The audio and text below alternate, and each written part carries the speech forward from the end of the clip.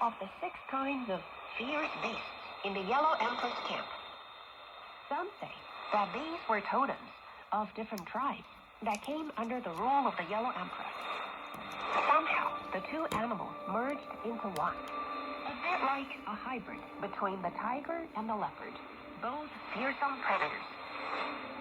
So the name Piso came to represent the army, especially one that was fearless on the battleground.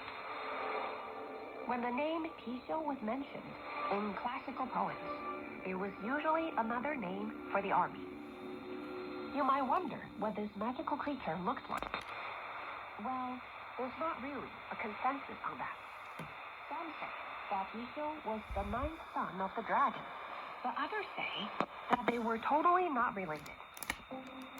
According to popular folklore, Piso loved to eat gold and silver, and get this, it didn't eat. So basically, it was a scary-looking piggy bank.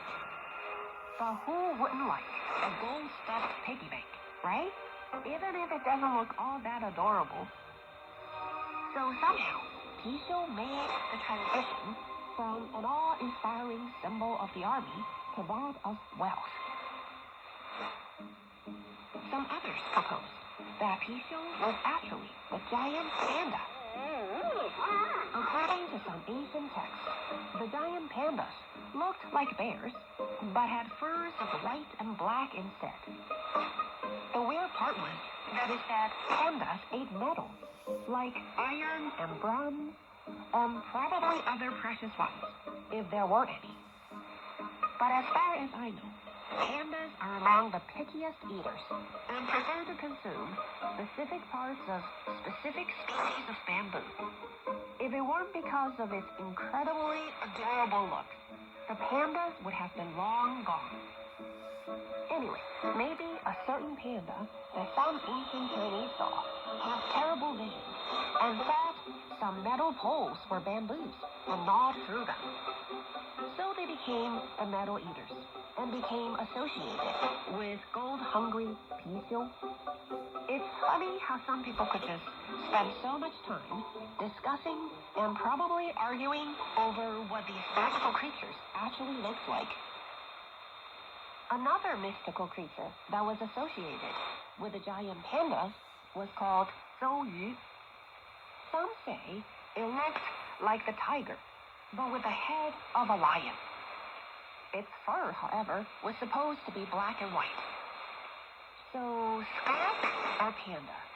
I will go with panda in this case. Zhou was a nice one, known for being extremely kind. So kind that it didn't trample on grass, for fear of killing them, and it didn't eat live things. So Zhou became a symbol of peace. It was a kind beast that was known for its benevolence.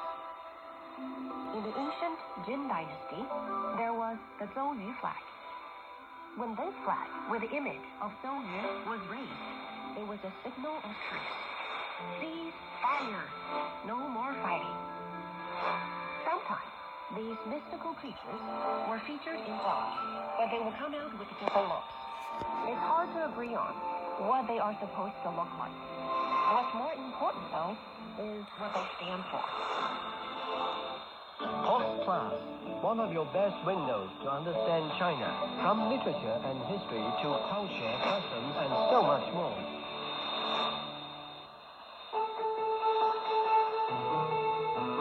Hello, and welcome to Chinese folktales. This is Bebe. Have you had enough of weird beasts of all kinds from the past few episodes? Well, if yes, that's fine. We're moving on to plants. Magical plants from ancient China. The first one on my list is called Miaojia, which I've never heard of before. According to legend, this plant grew on the steps leading up to Emperor Yao's palace. They looked pretty odd and did something odder for a plant.